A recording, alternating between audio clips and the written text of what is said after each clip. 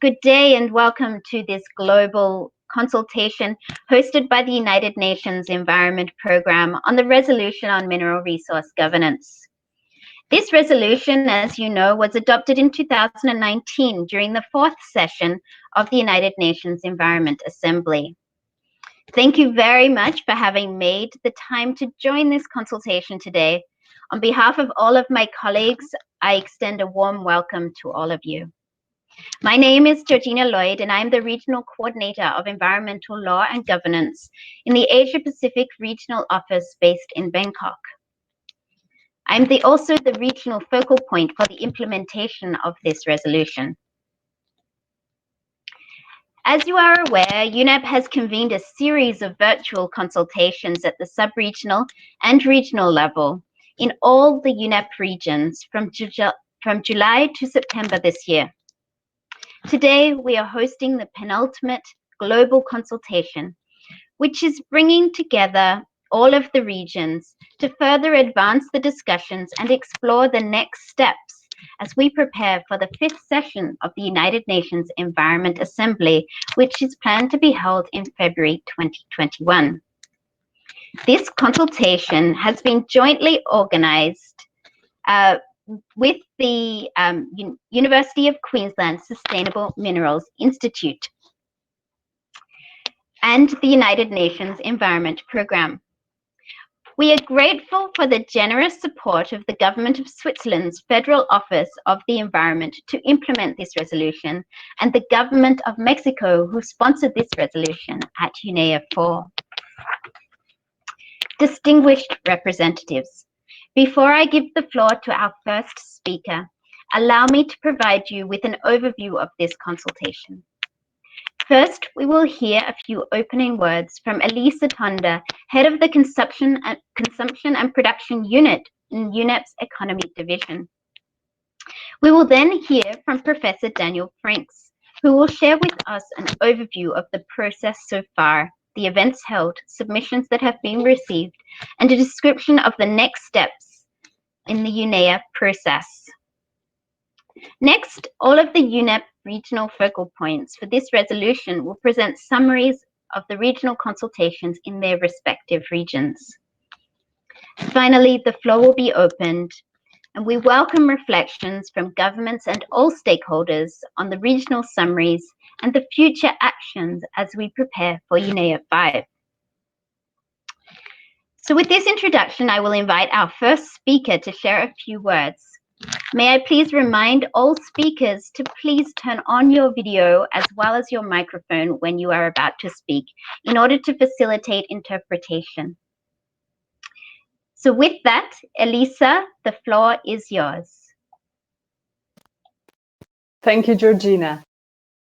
Excellencies, ladies and gentlemen, thank you very much for joining this global consultation on the implementation of the United Nations Environment Assembly Resolution 419 on mineral resource governance.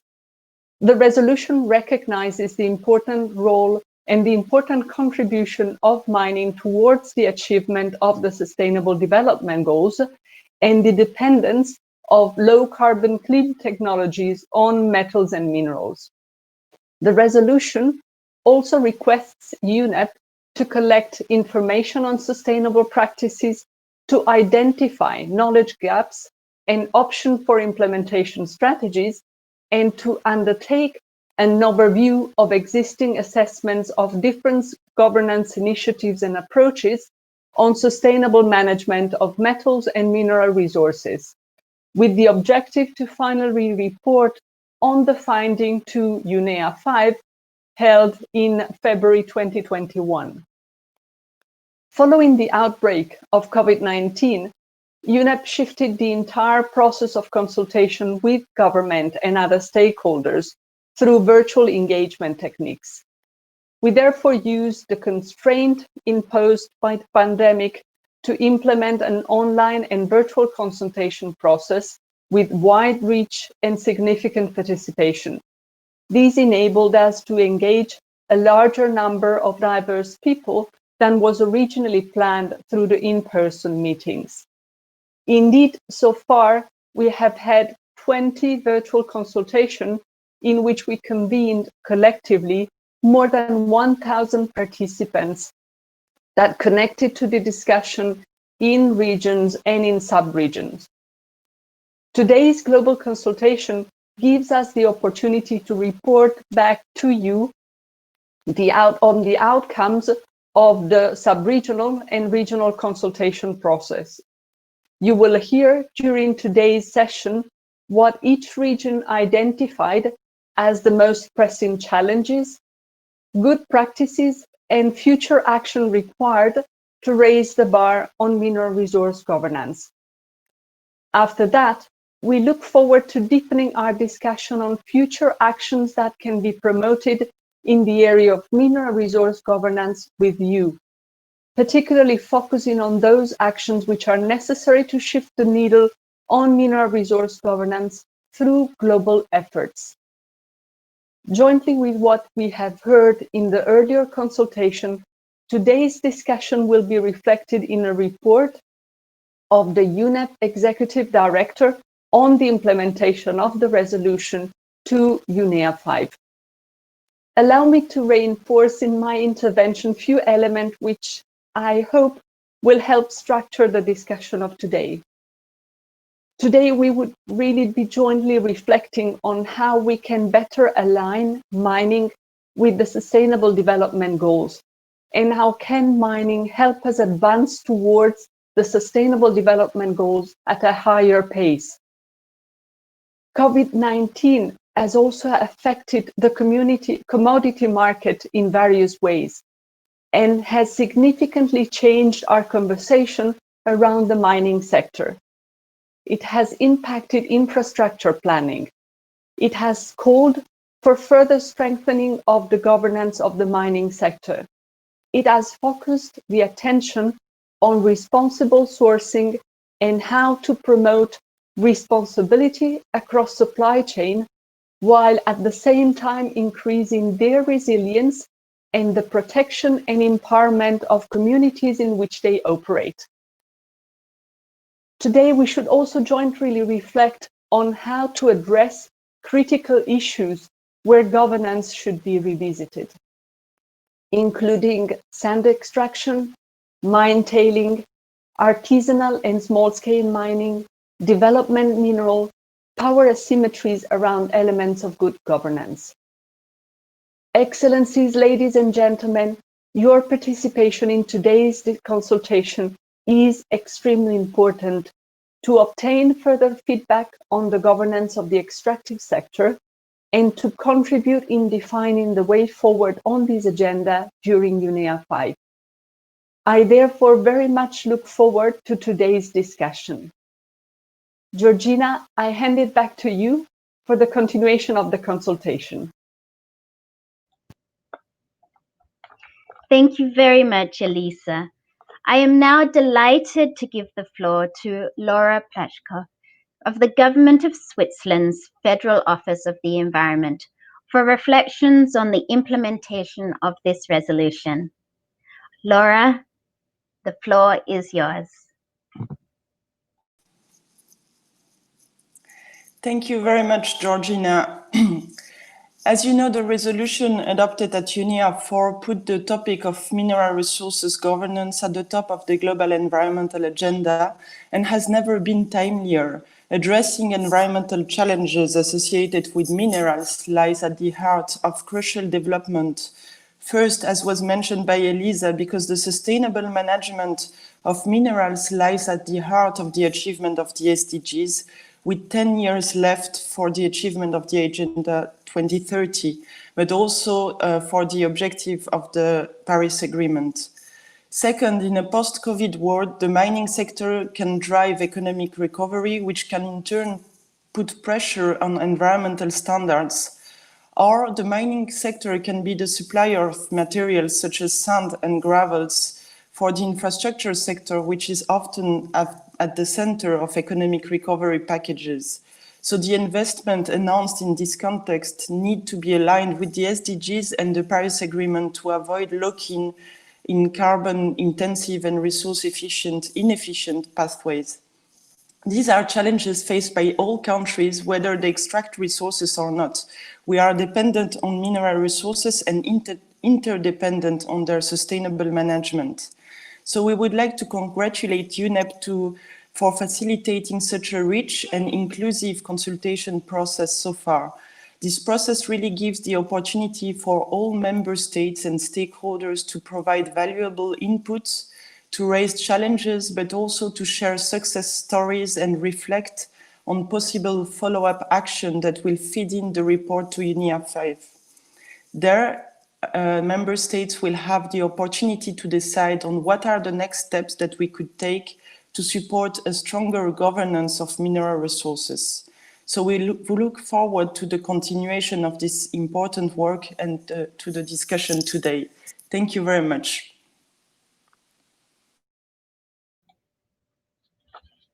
Thank you very much, Laura, for that input and feedback. Distinguished representatives, allow me now to invite Professor Daniel Franks, our technical partner from the University of Queensland, to provide an overview of the implementation of this resolution, including a few quick words on next steps. Daniel, the floor is yours. Thank you, Chair. As Georgina just mentioned, my name is Daniel Franks and I'm a professor at the Sustainable Minerals Institute of the University of Queensland in Australia. I've been working with my colleague Julia Keenan to support the United Nations Environment Programme on the implementation of the UNEA 4 resolution on mineral resource governance. And today I'll share with you a brief overview of the implementation of the resolution to date. As both Lara and Alyssa have already emphasised, the importance of mineral resource governance cannot be understated. Every year, the world consumes more than 60 billion tonnes of minerals, producing more than 4.4 million Olympic-sized swimming pools of waste. Minerals matter in our efforts to achieve the ambitious sustainable development goals because they're literally the matter that underpins much of global development, whether it be the copper that wires communication, the clay bricks that provide shelter, the mineral fertilizers fundamental for agriculture, the lithium, the cobalt fueling the global transition to renewable energy, the garnet that filters water, or the gravel and stone that builds bridges and paves rural roads. Now, while our global community is in the midst of a pandemic and our thoughts are rightly focused on the immediate health of citizens, we must, as Secretary General Guterres has argued, also look toward how we build back better. And many member states have signalled an intention for infrastructure and mining-led recoveries. Both of these paths would require us to have greater attention on how mineral resources are governed and on the environmental, social and economic dimensions of their extraction, processing, recycling and reuse. The UNEA resolution on mineral resource governance requests UNEP to collect information on sustainable practices, to identify knowledge gaps and options for implementation strategies, and to undertake an overview of existing assessments of different governance initiatives and approaches to sustainable management of metal and mineral resources. And UNEP has been requested to report back at the 5th session of UNEA to be held in Nairobi in February of 2021. The resolution itself, the UNEA 4 resolution, builds on a number of foundational studies that were undertaken by UNEP Grid Geneva on sand, by UNEP Grid Arundel on tailings, and by the International Resources Panel on the broader topic of mineral resource governance. Momentum has also been building with international cooperation efforts on artisanal and small-scale mining, including the Minamata Convention on Mercury, which was adopted in Japan in 2013, and the Mosi-oitangi Declaration on artisanal and small-scale mining, quarrying and development, which was adopted in Zambia in 2018. Under the mandate of the resolution, UNEP has held consultations to obtain feedback on the governance of extractive industries, understand the political landscape and regional needs, but more specifically, the consultations have identified best practices, knowledge gaps, governance options, and considered elements for potential next steps. As Elisa has already mentioned, our original plan was to hold in-person multi-stakeholder consultations across Latin America and the Caribbean, Asia and the Pacific, Africa, Europe, North America and West Asia. and the consultation plan was considerably revised following the outbreak of COVID-19 with a stronger emphasis on virtual engagement. And our goal was to maximise the reach of the virtual format with the potential for much larger numbers of people engaged in the process, but also to ensure in-depth discussions due to the shorter amount of time available during the meetings. More than 1,685 people from 123 countries joined one of our 20 virtual consultative meetings held between July and September of this year in partnership with UNEP's regional offices. The meetings were held across 4 formats: briefings to member state governments, sub-regional consultations, which included a statement from the proposing nations, presentations on the foundational studies, and open discussion on the core consultation questions. 3, regional consultations, where the outcomes of the sub-regional consultations were presented and further refined. And 4, global consultations, where today you'll hear summaries from each of the regional events. Interpretation was available in the UN languages. The meetings were accompanied by a range of supporting material. We prepared a discussion paper that outlined the context for the UNEA 4 resolution. It summarised global trends, presented key findings from the foundational studies, and developed questions for consultation. The paper was peer-reviewed and made available in all UN languages, and the paper was downloaded more than 6,000 times. We also produced 2 podcasts. The first was on the role of UNEA and the Mineral Resource Governance Resolution. The second was an issue of tailings and the new global industry standard on tailings management. And the podcasts have been streamed nearly 900 times. We've invited written submissions, both in the form of a survey and written responses to the discussion questions. A 6-week submission period was available for those submissions, and a total of 107 written submissions were received from stakeholders from 61 countries. The next steps in the process are that a second global forum will be held later this week, and next week we'll host a meeting of representatives of mineral resource governance initiatives to discuss the potential for greater harmonisation. And in November, a Nexus dialogue will be held, bringing together members of the UN Environment Management Group to encourage coordination across on this topic across the UN system.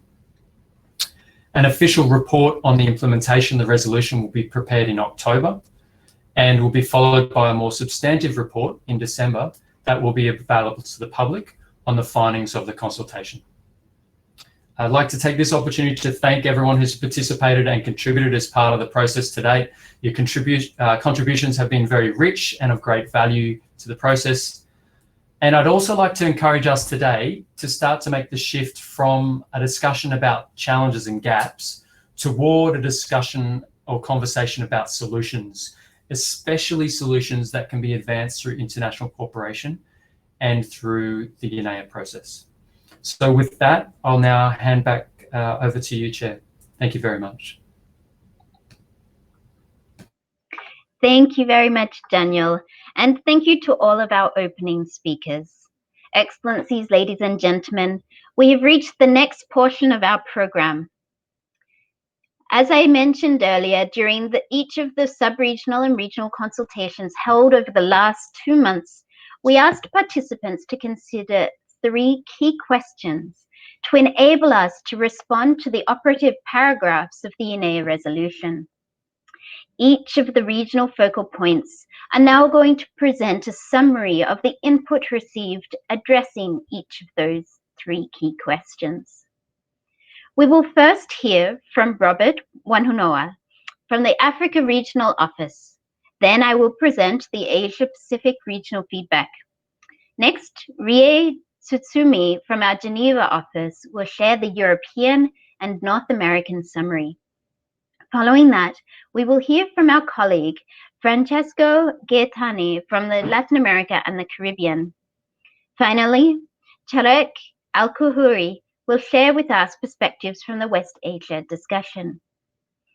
Throughout these summaries, should any of my regional colleagues experience any technical difficulties, my colleague Julia from the University of Queensland Sustainable Minerals Institute will support by providing the summaries from the regional offices.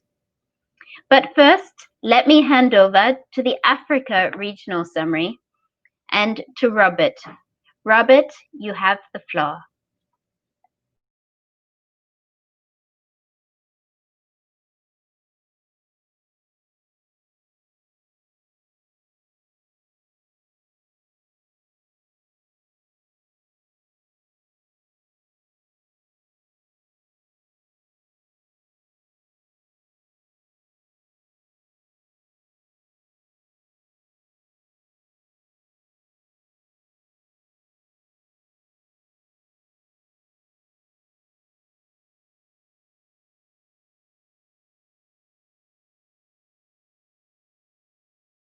Robert, just to let you know that we can't hear you at the moment. Perhaps the microphone is muted.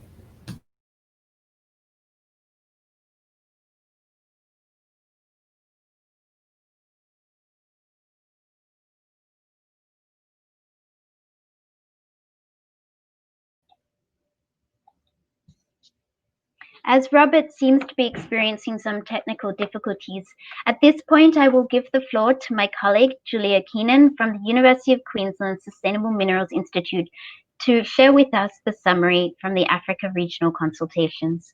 Julia, the floor is yours.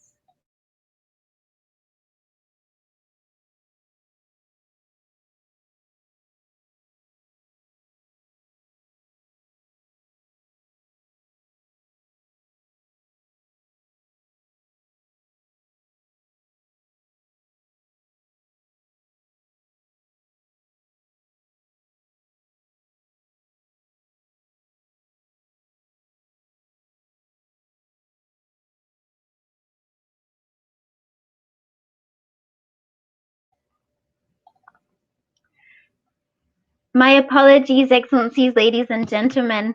While we finalize resolve these technical issues, I will go ahead and provide the summary for the Asia Pacific region, and then we will come back to the Africa region summary.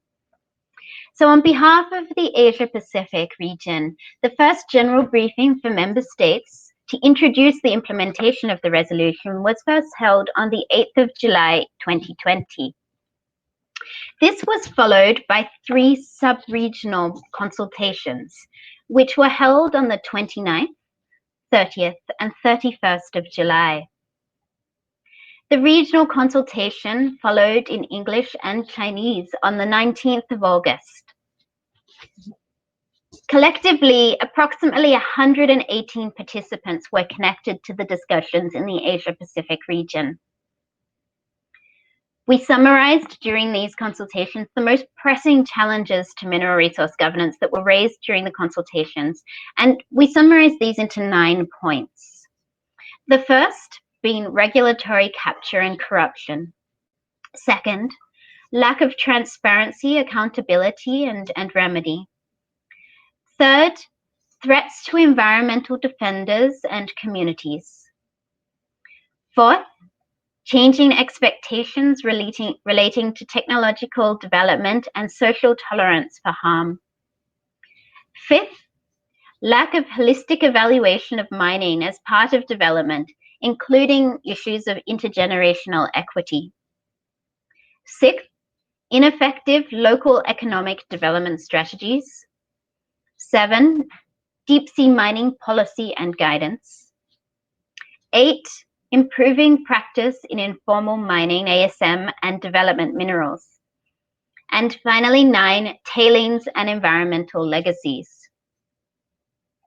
Also, during these consultations, a large number of good practices were identified and examples were provided to us. A few of these examples of good practices include, at first, in Telangana, India, which has developed an auction system for river sand, improving traceability and formalization. Also in India, the Goenchi Mati movement which is a reconceptualization of mineral ownership for development. Third, we heard of the creation of multi-partite monitoring teams that involve CSOs and subnational governments in monitoring compliance. We also heard of the creation of mandatory social development and environmental protection and enhancement funds. We also heard of examples of the implementation of final mine decommissioning on rehabilitation funds, which require miners to fully fund a rehabilitation plan 5 years before the depletion or closure of the mine. We heard from the Thai government that they have revised their mining law to center sustainable development goals. We also heard from the Secretariat of the Pacific Regional Environment Program, or SPRAP, which had carried out EIA training specifically focusing on the mining industry, and using this training for the mining sector and environment sector to share their approval processes and demonstrating how these are linked. The training also identified gaps in policies and laws and how these can be harmonized. Furthermore, SPREP is also working with some countries to plan out the preparation of mining guidelines to support countries in governing approval processes and operations of mining activities. Also within the Pacific, we heard about the Waigani Convention, which controls the transport of hazardous and potentially hazardous materials through the Pacific. And we also heard from the Global Aggregates Information Network, or GAIN.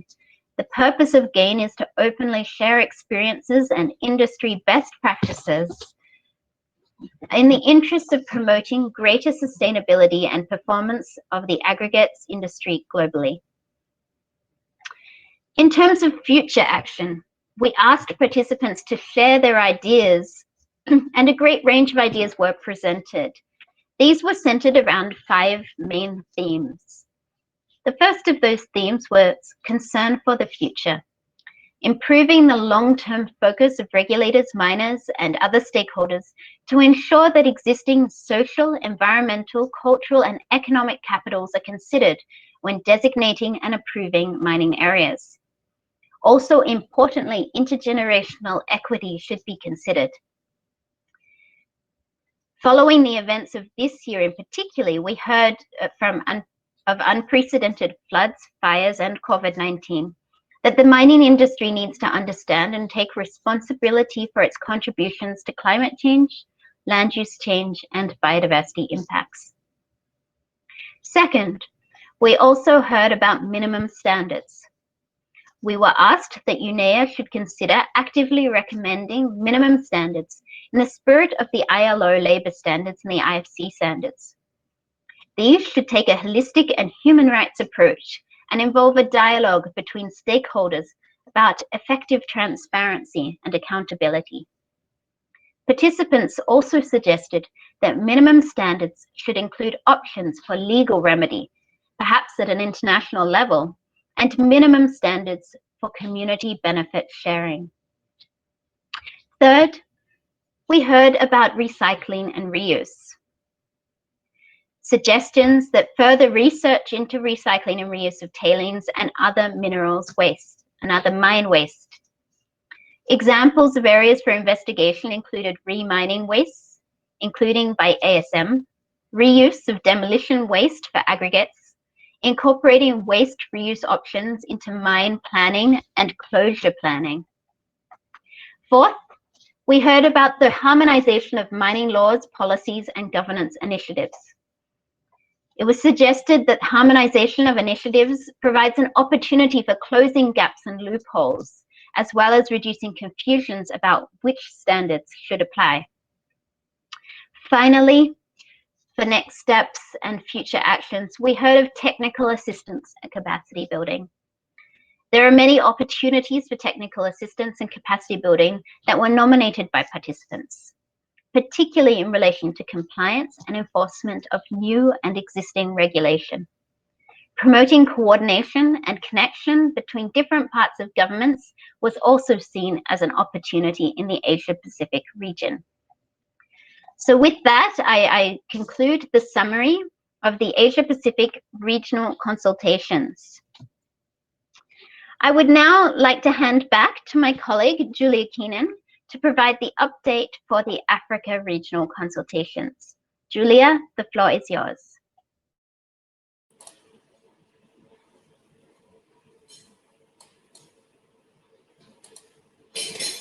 Hi everyone, and sorry we couldn't get Robert working there.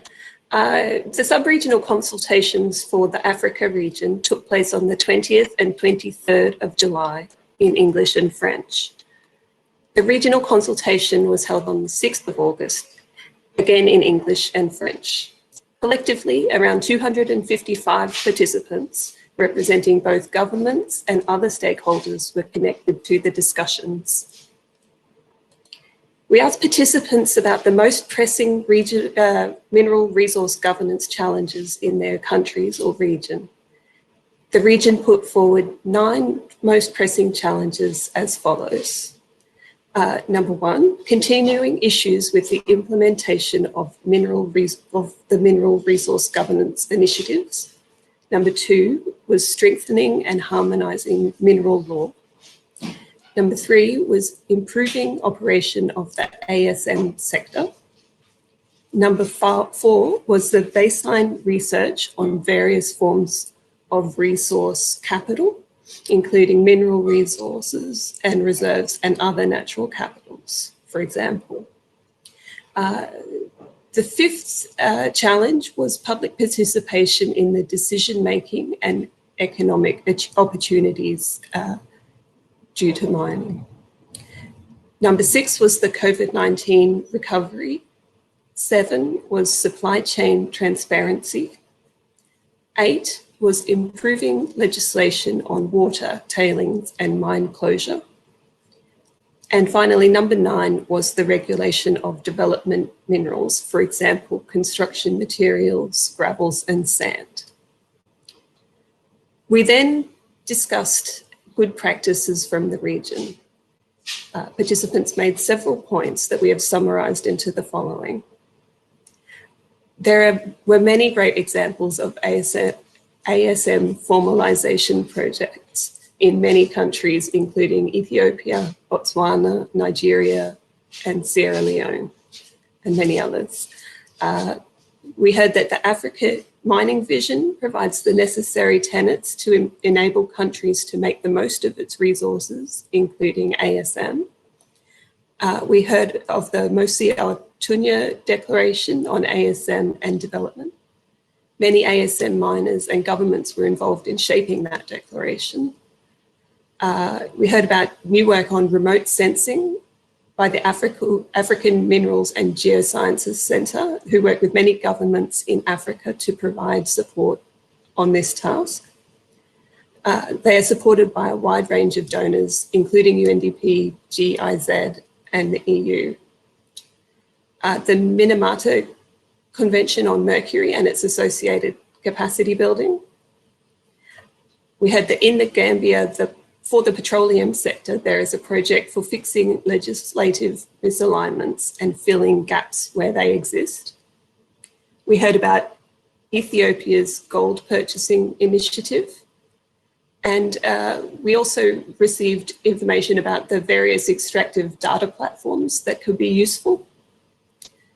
We heard about the example of the DRC mining companies following the revised mining code now have to pay 15% royalties directly to mining communities. And finally, the Ghanaian mining code has set up a development foundation.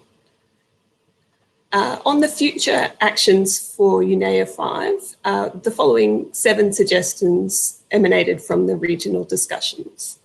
First, there's a really strong interest in capacity building and training at all levels on a range of issues related to mineral resource governance. Despite the improvement and development of many multi-stakeholder initiatives, performance standards, and improvements in legislation, participants said that many problems still remain. Implementation of these initiatives lacks consistency, enforcement, and compliance. Community and governments often lack awareness, resources, and capacity to respond to these initiatives. A second future action would be on ASM performance. The Mosi-Otunya Declaration would actualizing these aspirations in legal frameworks. Implementing and localizing the Mosi-Otunya Declaration across Africa will provide practical assistance to miners, plus help overcome the lack of understanding of the sector and its potential to be a tool for social and economic transformation at local to national levels. The third suggestion for action was continuing on the legal reform path, including for ASM, development minerals, other gaps and misalignments. Although significant work has been done in many countries to strengthen mineral laws, there are still areas for improvement. Sectoral transformation can be supported by laws on public participation and cooperation, transparency, bringing in the African Free Trade Area Agreement, value chain development, foreign direct investment, private sector controls, anti-corruption, long-term environmental liability. Legal frameworks should cover development minerals as well as export minerals. Fourth, developing public participation projects, including for planning, conflict resolution, and redress. It is important to make sure all stakeholders have voice or influence in the operation of the sector. Lack of capacity of communities to participate in existing processes is one of the many issues that should be addressed. In particular, participants advocated further supporting women's participation in key decision-making processes. Five, improving data availability on a range of relevant issues. For example, resources and reserves, other natural capital, social conditions, governance, institutional capacities, and value chains.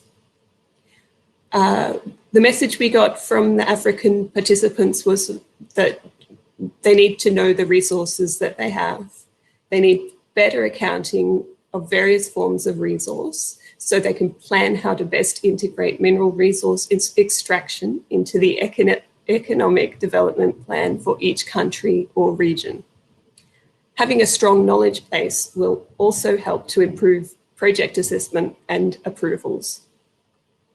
Number six, improving coordination of ASM and development minerals for rapid economic development, including environmental and social impact monitoring.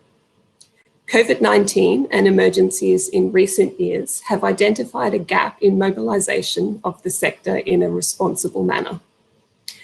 Coordinating mineral governance with disaster preparedness planning should be a priority, as should developing guidelines and standards for sustainable sourcing of sand and aggregate for infrastructure. And this is especially true for an infrastructure-led COVID recovery.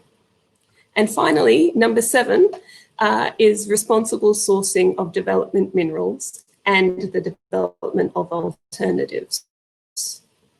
Construction standards, barriers, and opportunities for using alternative construction materials, including the reuse of tailings and recycled aggregate, should be analysed. Further investigation of the potential to develop an observatory to collect data and expand monitoring of sand and aggregates was suggested. Thank you very much, and back to you, Jer. Thank you very much, Julia. And, best laid plans as we adapt to our new normal with all of these technological challenges that are arising and we're learning to overcome.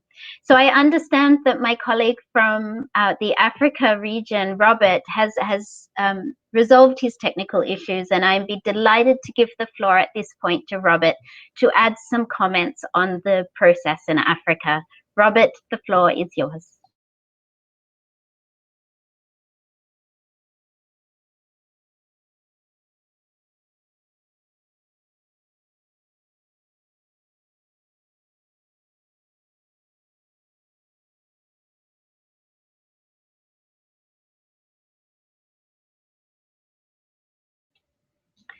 Robert, unfortunately, we still don't hear anything from your microphone.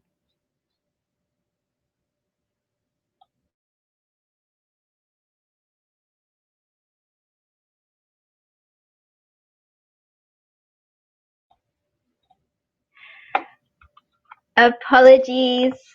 We will unfortunately have to move on to our next speaker. And if possible, we will have a chance to hear from Robert at a later stage. I'm now going to call upon my colleague from the Geneva office, Rie, to present the regional consultations for Europe and North America.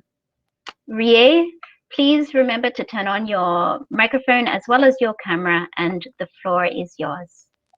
Thank you. Can you hear me well? So I will start the... Yes, I can hear you. Thank you very much. Thank you very much. So for Europe and the Central Asia, the consultation process kicked off with a general briefing on 23rd of July 2020. This was followed by two sub-regional consultations held on the 25th and 27th of August. And then there was the regional consultation on 10th of September 2020. In total, almost 100 participants were connected to these discussions. The region identified 9 most pressing challenges. I would list these 9. The first one is governance initiatives, strengthening holistic view, improving implementation and oversight. Second challenge was identified as supply chain certification and due diligence. Third one is the application of circular economy approach. Fourth point was governance capacity building. Fifth point is supporting responsible artisanal small miners. Sixth one was about risk management. Point 7 is collaboration and linkages for knowledge sharing. The 8th point is community participation in environmental and social governance. Lastly, 9th point of the challenge was related to energy transition. We had also a number of good practices from the participants. And for today, we would present 8 good practices we had. The first one is the Swiss-sponsored ASM project in Mongolia. Second good practice presented was UN Guiding Principles on Human Rights. We also heard from Turkey that the country is developing a strategy to understand their resource potential and develop a knowledge-based approval process, including environmental and social data for environment and social impact assessment and strategic planning. We also identified that the Organization for Economic Cooperation and Development, so-called OECD's, due diligence guidance for responsible supply chains of minerals from conflict-affected and high-risk areas. Kyrgyzstan is creating an interagency group to coordinate mine governance and plans to develop new policies legislation. OECD's due diligence guidance for responsible mineral supply chains was also mentioned. Code of risk mitigation for ASM engaging in formal trade. And the last example was project level and supply chain specific standards in development. For example, Global Battery Alliance. In terms of the future action, Europe and Central Asia identified 7 steps. First one is about develop any future work by building on, strengthening, and harmonizing existing initiatives such as UNFC, UNRMS, OECD guidelines, UNGPs, and UNEC. Participants described a forest of initiatives for miners, government, and communities to navigate. Several suggestions about how this could be managed were raised, including improving oversight, linking to human rights, developing compulsory standards, creating and improving grievance handling and dispute resolution mechanisms, M&E of standards impact, systematic assessment of standards and initiatives against UNGP, SDG, Sustainable Development Goals, IAGs, and so on. Second point was to improve multi-stakeholder knowledge sharing to enhance the holistic effectiveness of governance. Needs of national and subnational governance capacity was raised in both sub-regional consultations. A wide variety of areas for improvement were noted, including alignment with the SDGs, human rights and indigenous people's rights, tailings management, abandoned mines, and environmental, social, and geological knowledge bases. Countries are at different stages in terms of their policy development, so knowledge sharing is important. Collaboration will be required to deal with many of the legal issues related to orphaned and abandoned mines, management of existing operations, and future projects. Thirdly, the needs for the steps required to improve tailings waste management, technology, and planning, including disaster risk reduction and resilience. Governments and industry need to better comply with mitigation hierarchy in all phases, starting with environment and social assessment before mining operations, throughout operations, and also at the end of life phase of a tailing facility. Disaster risk management and resilience need to be a focus going forward. The fourth point is to continue dialogue on improving reporting and transparency.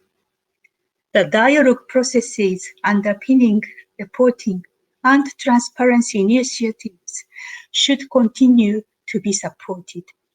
Options for incorporating or expanding new areas of governance beyond finance should be explored with the aim of improving holistic governance of the sector. The fifth point is about research about development, mineral construction material substitute. Several participants noted the need for further research and policy actions on circular economy initiatives. While there have been discussions on these issues for many years, we need to build on previous work calling for better systematic engagement along the mineral supply and consumption chain. Incorporating investors, financiers, traders, plus the government and community stakeholders. Sixth point is about the improvement of due diligence process. For example, could there be a process similar to ROGI framework for environmental issues? And also about the role of the OECD due diligence framework. Transparency in the supply chain is critical. Strong disclosure requirements put pressure on purchasing companies to better map their supply chain to identify and mitigate risks, including by conveying expectations through the supply chain. The OECD due diligence in supply chain is an increasingly common point of reference for market and investor level expectations, and there was support for considering its utility between conflict settings. Further work is needed to encourage responsible engagement with ASM, artisanal small miners, rather than ignoring the industry. Formalization of ASM is seen as beneficial and an important point of access in terms of addressing environmental impact of mining. The last point is about further cross-industry partnership, for example, Global Battery Alliance. Opportunities to connect with industries at all stages of supply chain are an opportunity to raise awareness of minerals governance issues and provide further momentum supporting responsible resource use and management. So those are the summary from the regional consultation of Europe and Central Asia. Thank you. Thank you very much, Rie. I am now happy to turn to my colleague Francesco from UNEP's Panama office for the feedback from Latin America and the Caribbean regions. Due to the time difference between here and Panama, we have pre-recorded Francesco's feedback from the region. And we will now invite our colleague.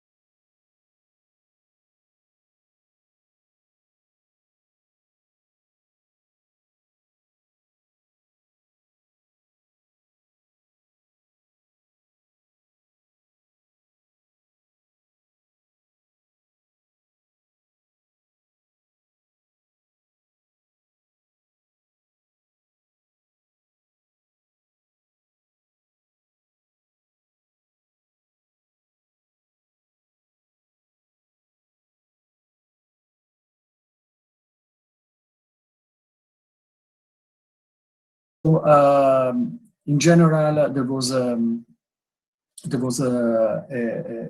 agreement by participants that there is a quite weak or a lack of strategic planning for short, medium, long-term production in the sector. Going now to the good practices that we were able to gather and to compile from the consultations.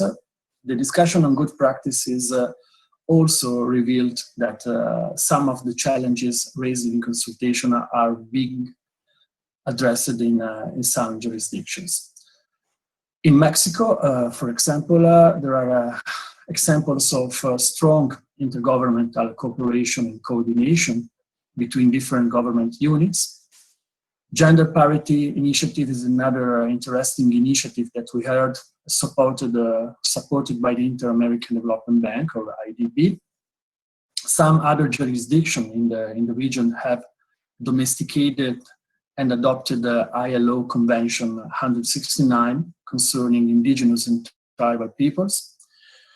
Mexico, again, is in the process of rolling out its National Action Plan as part of the implementation of the Minamata Convention on Mercury.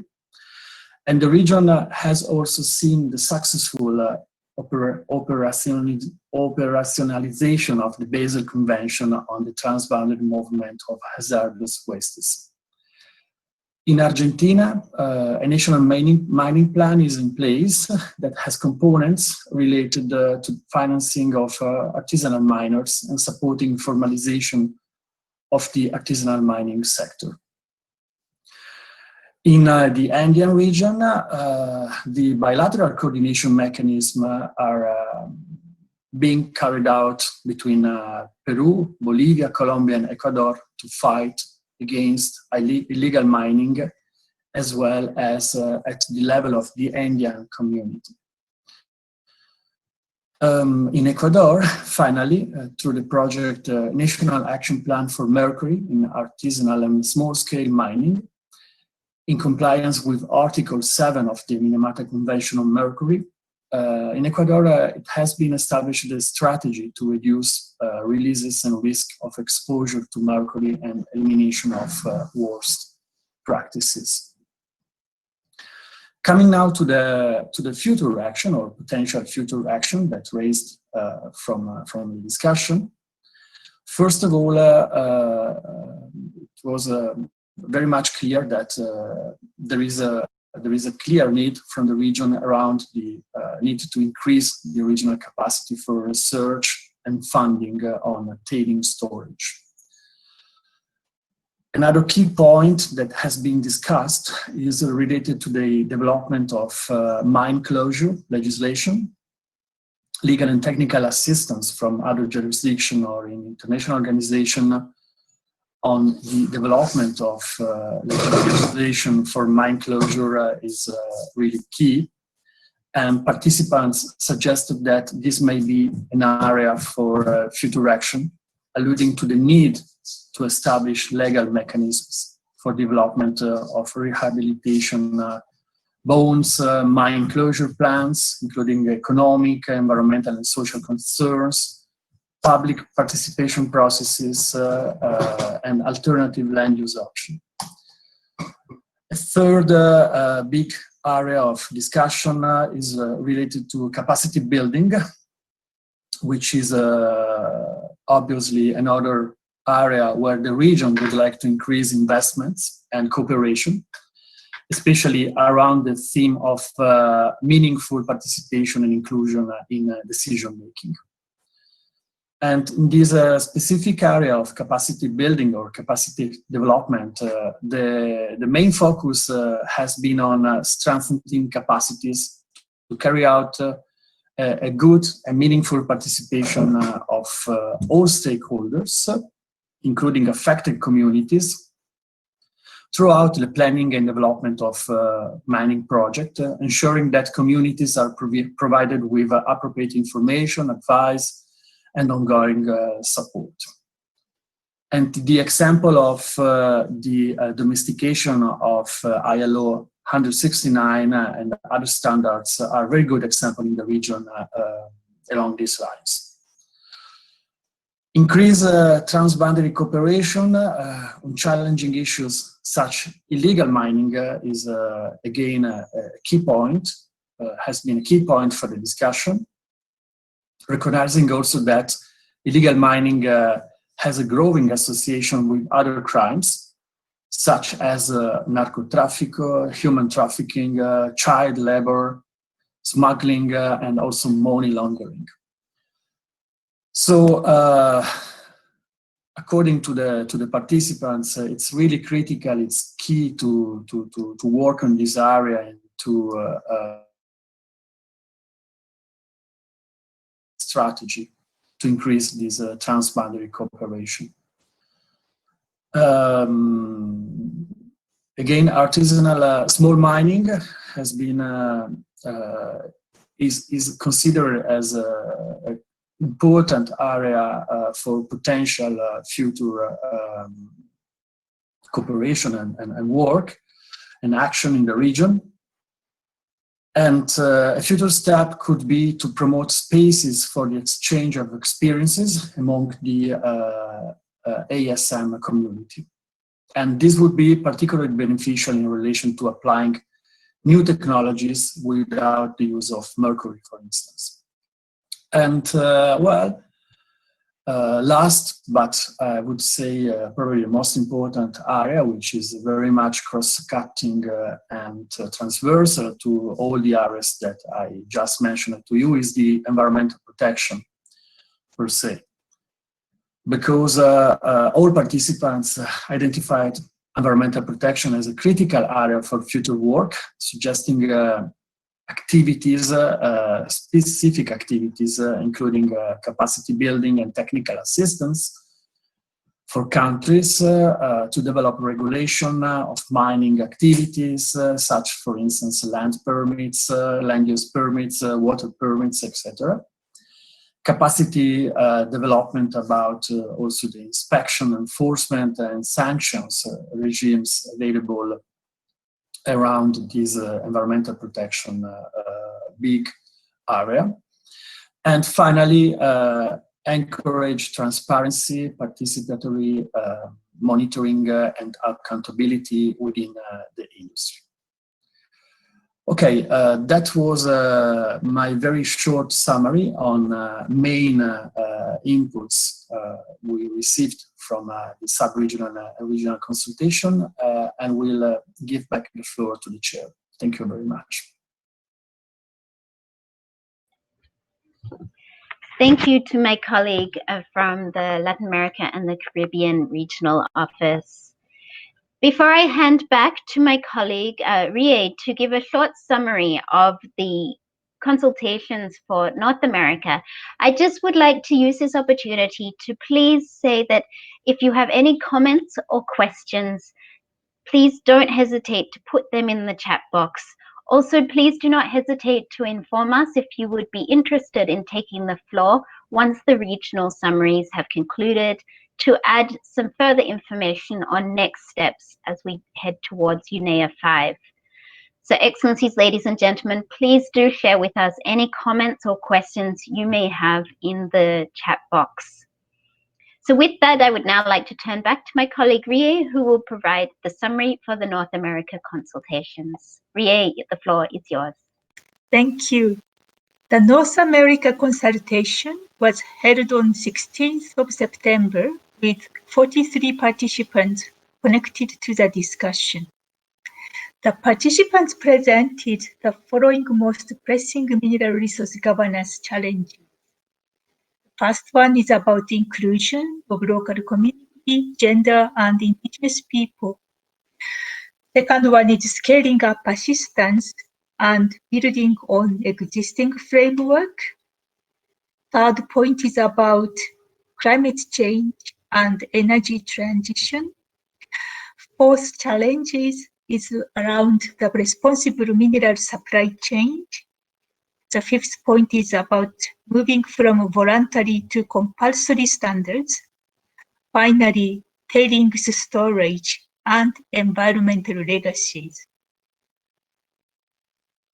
The meeting also had good practices, and as you can see from the presentation, there are 8 initiatives mentioned.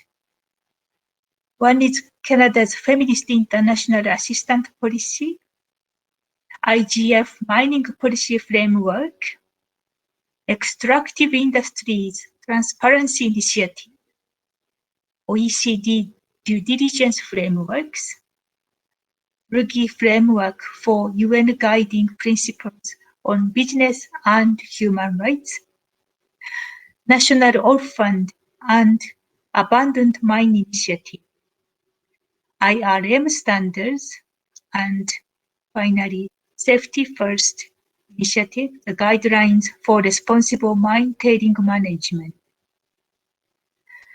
In terms of future action, participants suggested 4 main points. First point is about governance, capacity development, and modernization. Opportunities for holistic, integrated, and ongoing capacity building are needed. A wide spectrum mining governance issues were mentioned. Participants advocated a strategic discussion on the elevation of social and environmental safeguards within existing frameworks. This would be enhanced by developing a targeted and coordinated strategy for improving the coherence of existing frameworks to support sustainable development and the transition, green, and recovery. To analyze the potential to move from voluntary to regulated standards on the spectrum of mineral governance issues were recommended. Opportunities for remedy and redress should be included. Second point is about the inclusion of local community, gender, and indigenous peoples. The focus should remain on empowering grassroots and community organizations to participate fully in decisions impacting their futures. Mineral resource governance policies should be updated to include human rights, due diligence, gender equality, and the UN Declaration on the Rights of Indigenous Peoples. The third point is about cross-sector dialogue.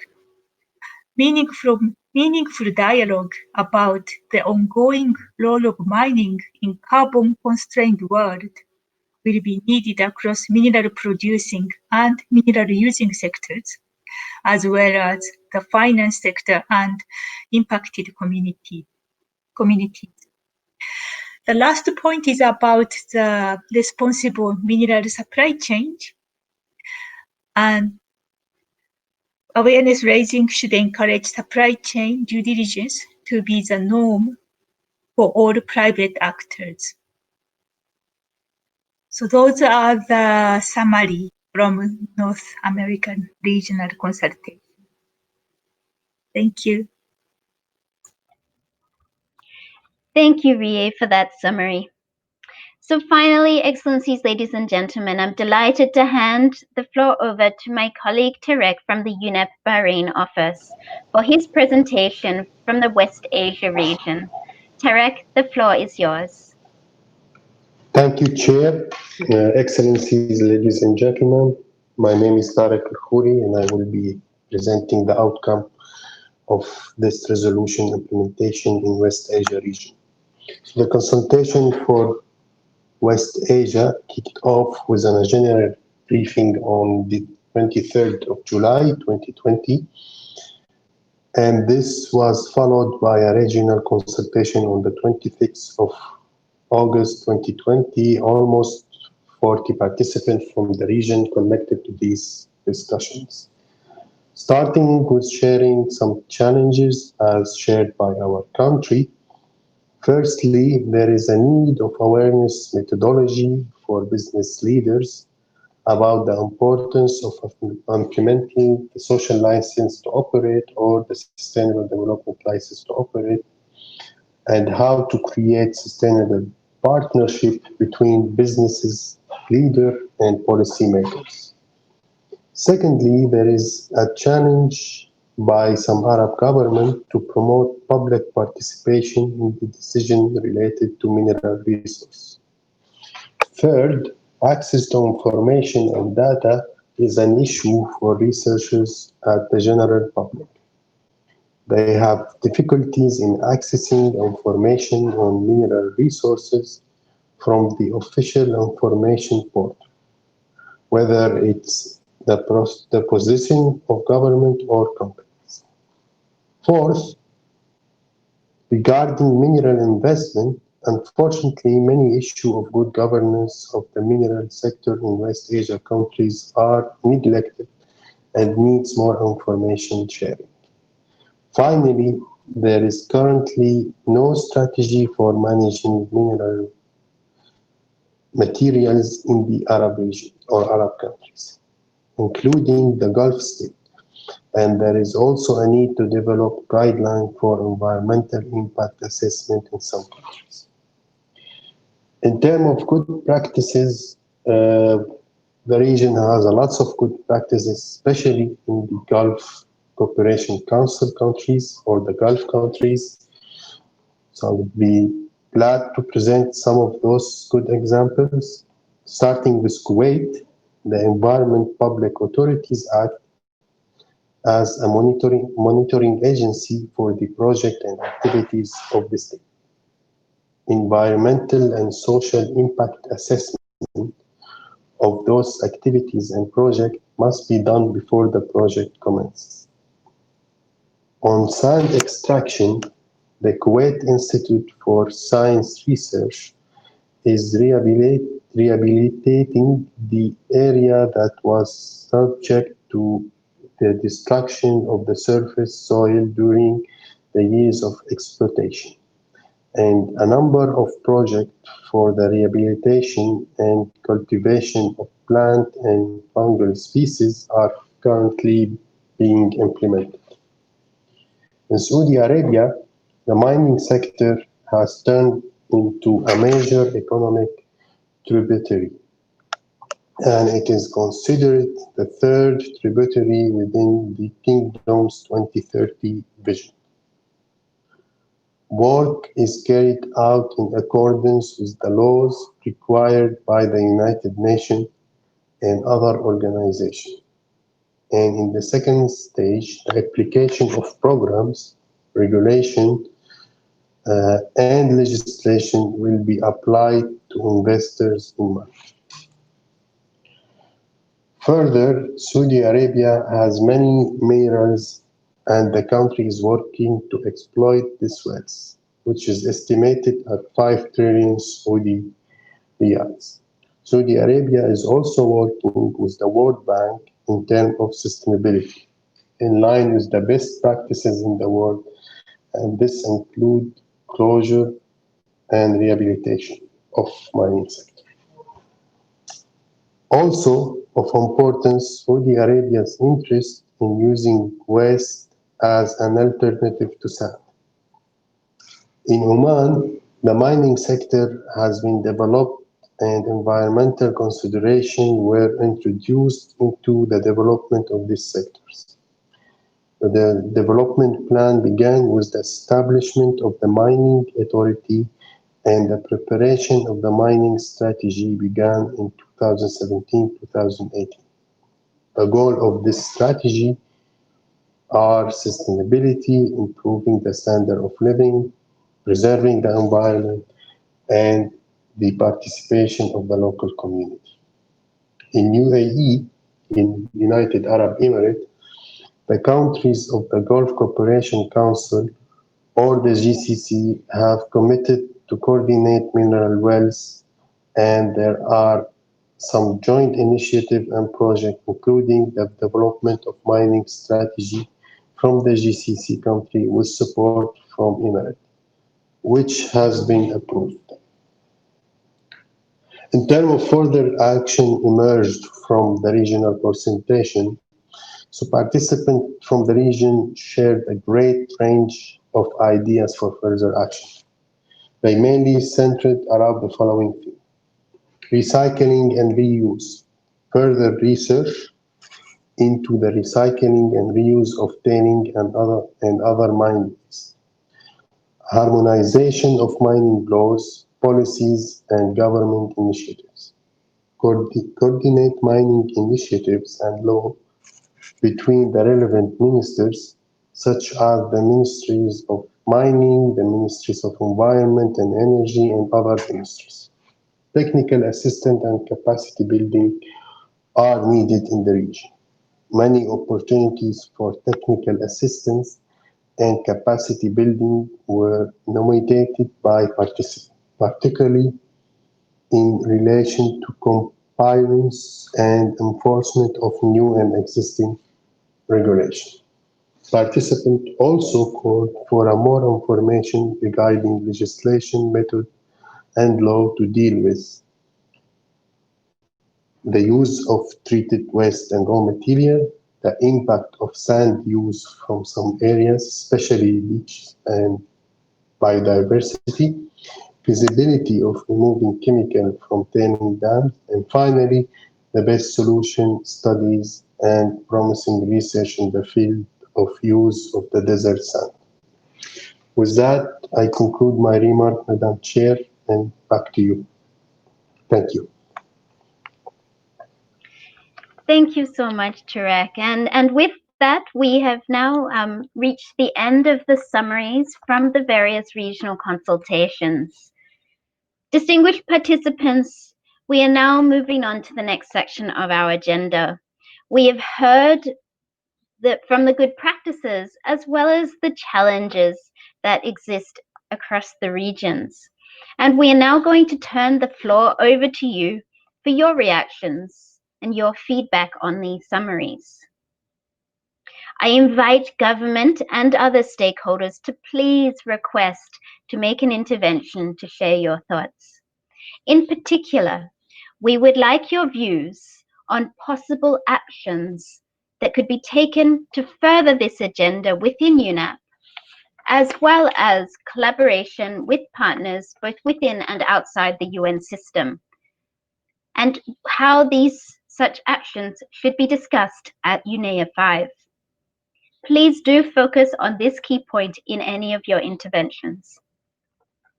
To make an intervention, you can request access to the microphone by clicking the blue Request to Speak button that you should see on your screen. Please do note, though, that we can only give the microphone to a few speakers at a time, but we will try to grant access to as many speakers as possible. When you do have the chance to make an intervention, when I invite you to take the floor, please do unmute your microphone and turn on your camera so that we can enable adequate interpretation. So let me now see if we have any specific requests to make interventions. I see that there have been a number of comments that have been made in the chat box of excellent suggestions that we will also take into account as we prepare for UNEA 5.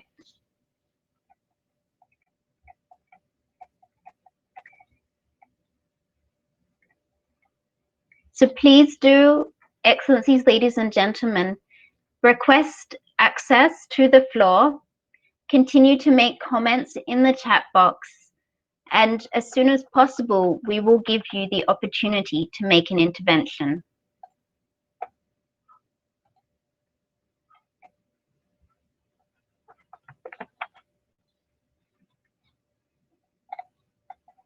I can see that there have been a number of comments that have been made by distinguished representatives from India, as well as a comment from the Democratic Republic of Congo. It would be wonderful to hear from all of the UN regions if we can.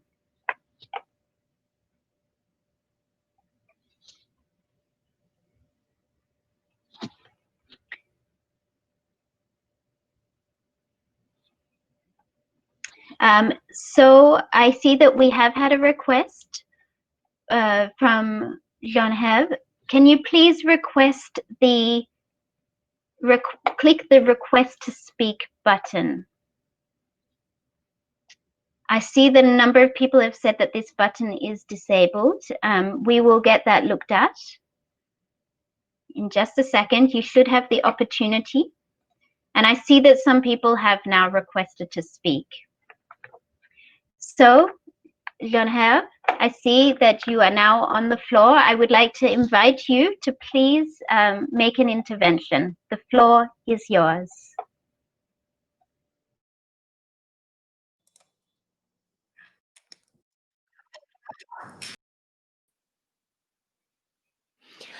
Thank you so much. I will speak in French.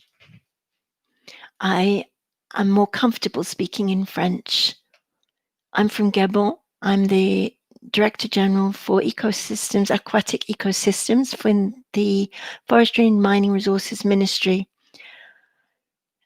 Maintaining the good ecological state of our ecosystems in a country such as ours,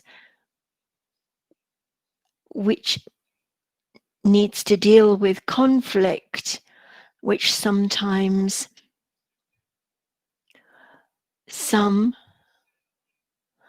make an unhealthy link between mining and the hydro systems, causes us a great deal of difficulty. We are both an oil producing country, and we have many mines and mining resources.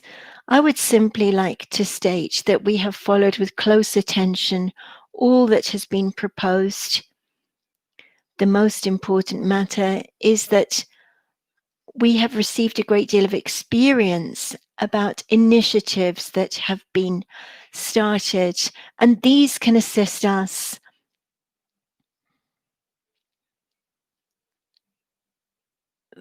in many of our countries. One of the first points that we indicated for Africa is experience sharing.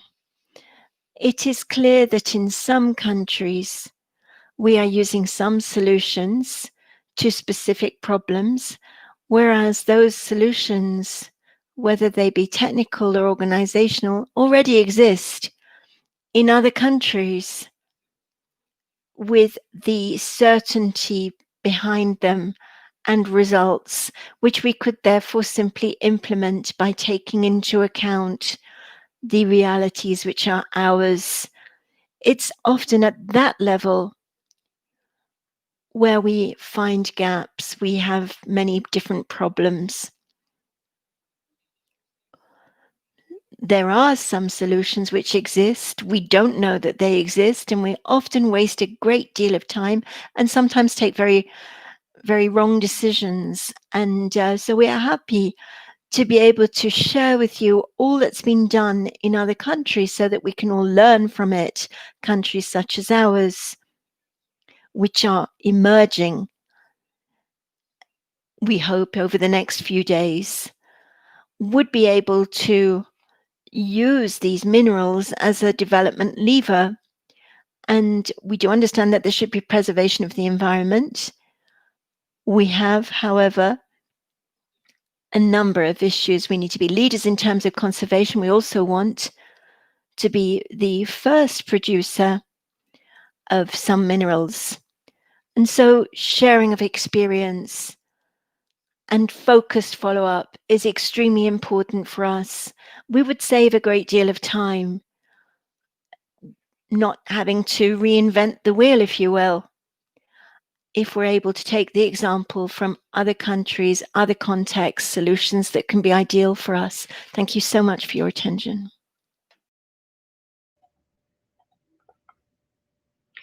Thank you very much to the distinguished representative from Gabon. We really appreciate those thoughts. I'm now delighted to give the floor to Ollie Brown to make an intervention. Ollie, the floor is yours. Thank you very much. I hope you can hear me. My name is Ollie Brown. I'm an associate fellow with a UK think tank called Chatham House, and was previously with UNEP in a previous life.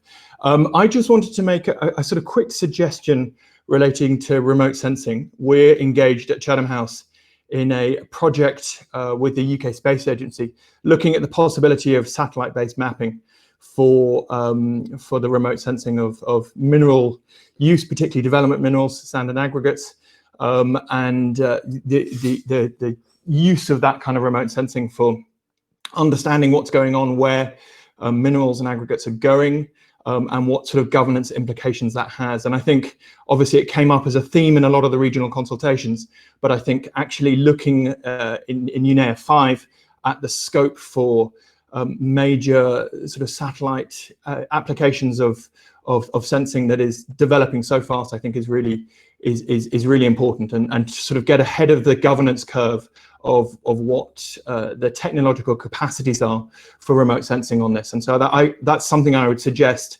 that UNEA 5 could really look at and try and think about what kind of governance mechanisms need to be put in place in advance to try and stay ahead of the curve of the technology on that. So that's something that we're working on. We'd very much welcome other people getting in touch with us on this, with the UK Space Agency looking at remote sensing for mineral governance and sand and aggregate use. So back to you. Thanks very much. Thank you very much for that intervention, Ollie. So I see that there has been a question that has been posted in the chat box by the Democratic Republic of Congo. And we may have an opportunity to respond to that question in a little while. But before that, I would like to continue to invite government representatives and other stakeholders to please make an intervention. Particularly, we really want to hear from you about future actions, about the things that we can bring to UNEA 5, to be discussed at UNEA 5 to advance the mineral resource governance agenda. Please do continue to make any comments in the chat box. We will take all of those into consideration. But if you would like to, please do request to take the floor. While we're waiting for requests, I can at this point give the floor to Professor Daniel Franks from the University of Queensland Sustainable Minerals Institute to respond to the comment by the Democratic Republic of Congo. Professor Franks, the floor is yours. Thank you, Georgie, and thank you for the question, Arnold.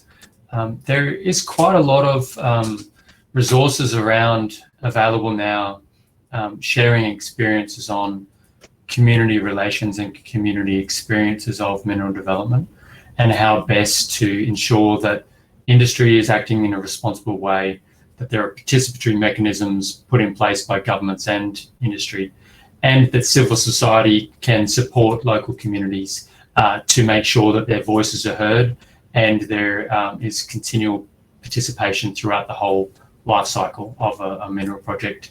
We've certainly heard a lot of different case examples and experiences from this process. We will try and capture those in our final report that is produced in December. So I do encourage you to engage with that report. But there's also a lot of resources out there available, provided by, for example, the Intergovernmental Forum on Mining and Metals, the University of Queensland Centre for Social Responsibility in Mining, which is a focal point in the academic world on community relations in mining. There's also guidebooks produced by the International Council for Mining and Metals. There's the resources available from the International Association for Impact Assessment, particularly the handbook on social impact assessment. So I would encourage you to access those resources with a lot of case studies within them. I think the experience sharing that has been mentioned, particularly by our colleague from Gabon, is something we've been hearing from a lot of different member states, that they value that kind of connection and experience knowledge sharing, south to south knowledge exchange, but also triangular. The Intergovernmental Forum on Mining Metals brings together mining ministries on the main to do that experience sharing. I think what we'd like to see going forward, and what we've been hearing from the consultation process, is perhaps environment ministries and other ministries that are associated with regulating and governing mineral resources could also get value from participating in Intergovernmental Forum on Mining Metals events, and perhaps regionalising that process so that that knowledge exchange can happen at the regional level in a regular way. But excellent question. I'll hand back to you, Georgie.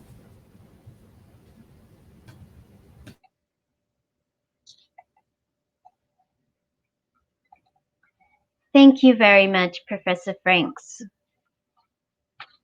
Excellencies, colleagues, ladies and gentlemen, please do continue to request to make an intervention. We welcome any thoughts that you may have, particularly comments on the regional summaries or suggestions for discussion at UNEA 5.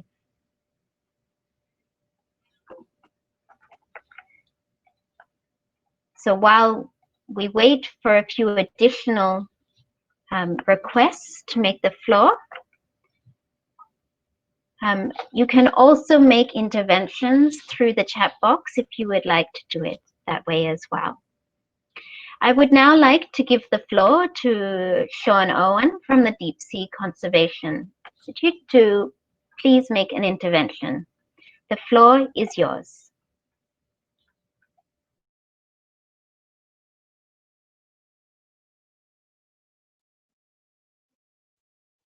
Thank you very much, Chair, distinguished guests. Thank you for giving me the floor. I would like to applaud UNEA for this consultation process and the focus that you've had on collating the examples and celebrating the examples of good practices and looking in particular at future actions.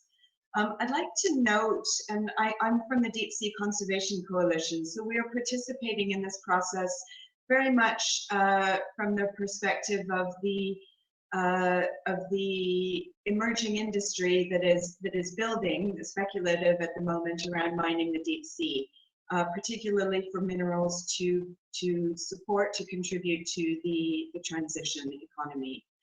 So we're looking at, in particular, at minerals such as manganese, cobalt, nickel, and so forth. And I would just like to note that in the examples of best practices that have been collected and presented and that we're looking importantly at replicating and expanding into the future, I would like to note that there have been far fewer examples presented of good practice in terms of the circular economy, which is so critically important to avoiding the opening of a new frontier of exploitation in the deep sea. So I would like to encourage the Assembly, the Fifth Assembly, to seriously consider much greater, much more ambitious investments in the research, but also the applied research and the trials in really a great expansion of the circular economy of reuse, recycling, redesign and reduction of opening new mineral mining frontiers. Among our recommendations in the written submission that we sent in, which I will provide a link to, we requested that an expert working group be set up on this topic, on the topic of deep sea mining and on the topic of the circular economy. Thank you very much.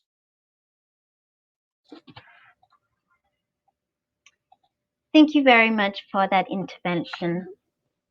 I would now like to give the floor to Rahul from The Future We Need to make an intervention. Rahul, the floor is yours. Thank you, Georgina, and thank you to UNEP for organizing this entire series of consultations. It's been fascinating to see the widespread of great ideas that's come up. I wanted to respond, I'm speaking on behalf of The Future We Need, and I do want to first just endorse the representations from the Goa Foundation, from the Deep Sea Conservation Coalition, and from Earthworks. I wanted to respond to a couple of comments that came up during this webinar. The first was sort of focus on the SDGs, and the second one was around the connection between mineral resource governance and organized crime. Now, in terms of the SDGs, I should have actually mentioned The Future We Need is a global movement trying to make intergenerational equity as a foundational principle for civilization, because in our analysis, if we don't do that, civilization will fail. And it's connected very strongly to the SDGs because, when you implement intergenerational equity, you're basically trying to make sure that, firstly, what we inherit, the natural resources, environment, minerals, all its value is inherited by our children and future generations. That automatically makes us also sort of sustainable. But we go further to suggest that since most of these natural resources are commons of various kinds, it may be at the state level, the national level, or like Stan was just talking about the deep sea minerals, those are global commons, it naturally suggests that the ownership should remain global and any income that is generated should be distributed equally. And of course, we don't see minerals as, the sale of minerals as income. Royalty is obviously not income, you're just selling your wealth. But it suggests that we should follow the Norway example of putting it into a sovereign wealth fund for future generations, and following the Alaska example of taking the income from that and distributing it equally to everybody as rightful owners. But this actually, if you analyze it, goes significantly towards meeting the SDGs, the 5 main aspects in the preamble of peace, prosperity, planet, poverty, no, for the other two. In any case, if you go through all the 5 Ps, this meets, sort of hits on all of them. So I'd strongly recommend looking at that as an approach. The other aspect I wanted to raise was around the linkage between mineral resource governance and organized crime. Now, in our perspective, minerals are great wealth. And the first objective is to protect this wealth from theft, loss, waste, or just consumption. Now, the financial industry is the other industry that manages great wealth. And one basic rule they have out there is nobody who's known to be a thief or of questionable integrity should be allowed anywhere close to managing money or wealth. And we believe the same principle has to come into mineral resource governance. If somebody is doing illegal mining in one jurisdiction, illegal mining is effectively theft of the minerals, they should not be allowed to do, sort of be involved with mining anywhere in the world. Now, the World Bank has come out recently with a manual for how to implement fit and proper person tests and integrity due diligence more generally. And we believe that UNEP and UNEA 5 should actually recommend this as something to be applied across all countries, as well as where the global commons are involved, like the International Seabed Authority. This needs to be put in place, because without this, we're going to see this constant connection between mineral wealth coming out of the ground, organized criminals going after that wealth, and that driving a spiral of poor environment and human rights impacts, and of course, missing out on the SDGs. Thank you.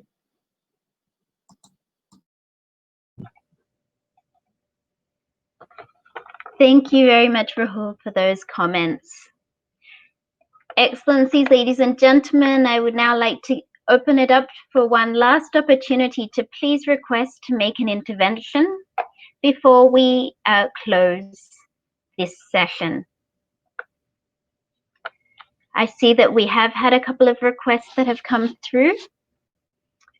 So I would like to now give the floor to Laura Platkov, representing the government of Switzerland.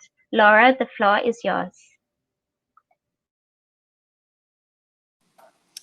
Thank you very much, Georgina. Thank you very much for the excellent summaries of the regional discussions, which really shows the richness of the discussion, and there is much to do in a lot of different areas. And the challenge is probably where to start and how UNEP and UNEA could build on what already exists and bring added value. I think on the one side, we see that we have a multitude of standards, which leads to a number of problems and lack of a systematic approach. And the Forum on Principles of Governance Initiatives next week will really provide insight, but perhaps one area could be for UNEP, UNEA to take a role in looking at their alignment with the OECD guidelines, the SDGs, other international environmental agreed goals, and strengthen their environmental ambition. There was also a suggestions for UNEA to recommend the minimum standards. I think that's probably an area to further reflect on. On the other side, we have global rules that are missing in some areas. We see that tailings and sand are common areas where there are challenges. There was the issue of environmental due diligence as well. And on sand and gravels, for instance, I was wondering whether participants see any potential for international cooperation, for UNEA to work towards the development of minimal standards to ensure a level playing field. On tailings as well, we have seen that some of the existing guidelines have limitations. And the recent global tailings standards, which is obligatory to ICMM members, is a very interesting development. It will be interesting to further reflect on whether participants see any role for UNEA to further socialize this development, perhaps build upon this to close existing gaps. We heard about the role of green finance, the importance of the role of investor. It will be interesting to see how we can better enable them to drive positive change, because there is a willingness and potentially a lot of leverage, both for the large-scale mining sector and also the artisanal and small-scale mining sector, which often does not have access to finance. And we've heard an interesting suggestion about the need for a strategic approach to support the SDGs. And perhaps here we can learn from other areas that could be inspiring. I'm thinking about the strategic approach to international chemicals management, SAIChem, which is a policy framework which has a number of objectives and a global action, plan of action, which is also a multi-stakeholder process. And perhaps we can think about that and learn from that experience and think how the minerals could be inspired by such development in other areas. In any case, as I mentioned, there are many areas for further work, and an interesting approach probably at UNEA 5 could be to set up an intergovernmental working group to prioritize action, to start working either on a more generic or transversal manner on the issue of mineral governance, or rather to try to focus on a specific theme, such as tailings, sand, or other which were mentioned during the consultation. Thank you very much.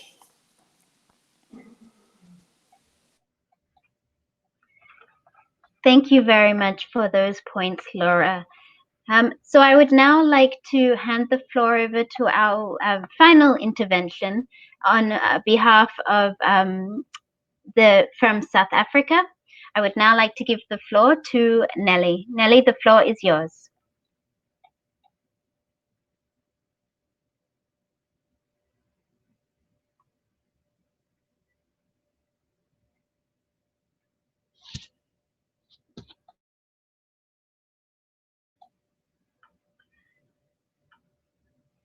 Nelly, unfortunately, we cannot hear you.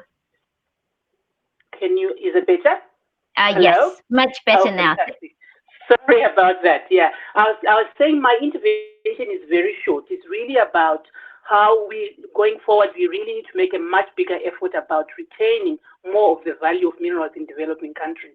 I think aside from the development minerals framework, a lot of the interventions around minerals, particularly responsible mineral supply chains, are more targeted still about taking raw materials to the industrialized West and in that way actually exporting value. I think a lot of the migration problems that we're seeing in Europe, maybe not the only reason, but I think quite a lot of it has to do with that, is that people from poor countries are following the value of their resources. So I think that if the industrialized West really wants to solve this issue of migration, I think one way is to actually support developing countries in retaining more of their value. And I think I would like to see how that can be reflected in the declaration that is going to be made. Thank you.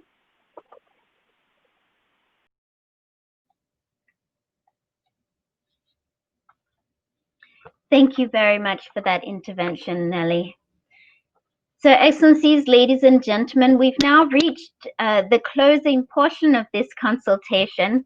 But before we do end the session, I would like to give the floor one last time to Professor Daniel Franks to share with us some key takeaways from today's discussion. Daniel, the floor is yours. Thank you, Georgie, and thank you once again to everyone for participating in today's forum, where we could share the results of the consultations that were held in all of the regions. It's been a great process, and it's been one that there's been constant insights and ideas from the floor. So thank you for that. Today we had a series of interventions that I guess I could summarize by saying that a lot of interventions are really talking about construction materials, sand, and what we would call development minerals. Development minerals are materials that are mined, processed, and used domestically. So the value chain is captured within a single country. And perhaps the reason for that is that it's a part of the mining sector that is important for every single country. Whereas the export of metals and other export commodities from the developing world to the developed world is only a feature for a handful of mineral resource-rich developing countries. So those issues, of course, are important, but what we're seeing through this agenda is a much widening of the scope of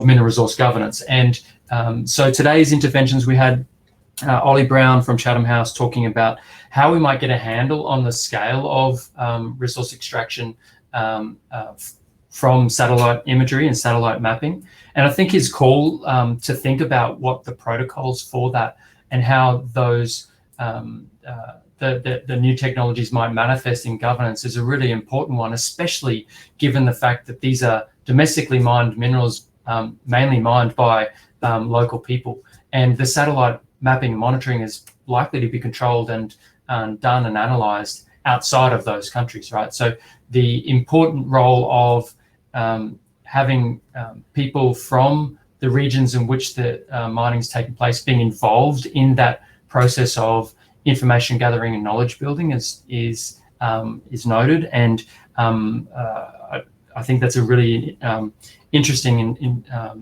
intervention that Ollie made. There's also a heap of challenges around that. I know from myself, having looked at satellite imagery to try and identify sand mining, and the human interpretation component is really high. It's really quite difficult to do, and there's just so many different forms of sand mining that might manifest in the landscape. We also had Sean Owen from the Deep Sea Conservation Coalition emphasizing the critical role of circular economy and recycling to lower primary demand for minerals. This is true from a number of different angles. One is the reprocessing of tailings material for the primary commodities and the secondary commodities that were mined in the first place. So we see a lot of mines have potential for reprocessing because efficiency of processing over time means that you can recapture that value. There's also a lot of secondary commodities that end up in tailings waste that weren't processed during the first phase of mining. And we see a lot of critical minerals actually fall into that category. Places like Queensland, the jurisdiction where I'm from in Australia, actually have a program within the ministry to identify those sources and go and source them as potential primary resources. But there's another angle, and that is the reuse of that crushed rock as a construction material. There's a lot of potential there, but also a lot of challenges in the sense that that material is usually far from where it's needed. It may also contain elements that may be environmentally sensitive within it. So there is a huge research potential there that we note that was mentioned from the intervention. The intervention from Gabon really talked about the challenging nature of dealing with conflicting priorities and issues conflict issues that may or may not be driven by the mining of the minerals themselves, and mineral issues side by side, and how do agencies deal with those challenges. And I note that Francesco's intervention from Latin America and the consultations we held there, those issues were quite prominent. So that knowledge sharing capability between different nations on those topics is something that member states may want to look at for UNEA 5, particularly what are the platforms for ongoing knowledge exchange? How do we expand those platforms and regionalize those platforms? We had a great intervention from Lara Plachkov from Switzerland, talking about the need for harmonization of standards, but also the potential for that platform I mentioned. One example might be this intergovernmental working group to work on issues of mineral resource governance, or at least some specific issues related to that. And finally, the intervention from Nelly talking about the domestic capture of supply chains. And I guess in particular, that's important for developed minerals, which by definition, their majority of the supply chain is captured in country and is in fact mostly very local, but also how to capture supply chains that have traditionally been export commodities. And in fact, you know, the geological surveys of many countries have been set up on that basis. As you know, the colonial administrations set up geological surveys to focus on the minerals that were going to be exported to bring revenues. Nelly rightly mentioned that through investment in domestic processing of those commodities and investments from the developed world into the developing world to grow those economies and make sure that mineral resources captured locally would mean implications for development, but also implications for migration, implications for conflict, implications for regional cooperation. So there's a lot there that is related to the environmental challenges that we face as well. So all in all, thank you for your participation in this forum today. I'll now hand back over to you, Georgie. Thank you very much, Daniel. Excellencies, distinguished representatives, ladies and gentlemen, allow me now to close this first global consultation on mineral resource governance resolution. I need to acknowledge a few key people who have been involved in the implementation of this resolution. We have the governments of Switzerland and Mexico represented by Ms. Lara Plachkov and Ms. Gabriela Milan. Within UNEP, I'm pleased to acknowledge the regional directors from all 6 of our UNEP regional offices. Lydia Nerona, Director of UNEP's Economy Division, who's been supported by my colleague Angela Kariuki and Elisa Tonda, who have done an amazing job in implementing this resolution. Professor Daniel Franks and Julia Keenan, who we've heard from today from the University of Queensland, have been instrumental in supporting the implementation of the resolution. As the regional focal points, we've had support from Robert, Patrick, Cecilia, Angel, Rie, Adai, Francesco, Tarek, Hilary, and Fatou. We've also had support from Saranya, Catherine, Nora, Nafisa, Awatif, Suzanne, Katya, and Chelsea. We've also more broadly had support from colleagues from UNECE, UNECA, UNECLAC, UNESCO, Grid Geneva, Grid Arundel, and the IRP, as well as all of our partners at the European Commission and OECD. UNON Corporate Services section have been very helpful in supporting the platform and interpretation services.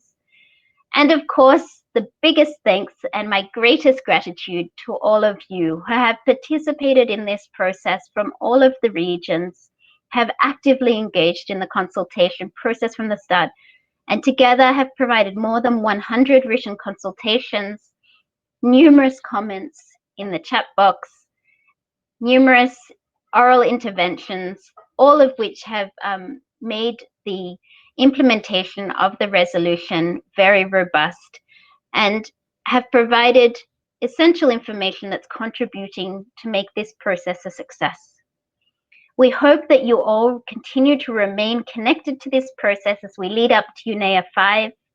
Please do not hesitate to continue to send us any comments or information that you may have through the email address that has been created. Thank you very much for your attention today, and on behalf of all of my UNEP colleagues, I wish you all a wonderful rest of the day. Goodbye and thank you.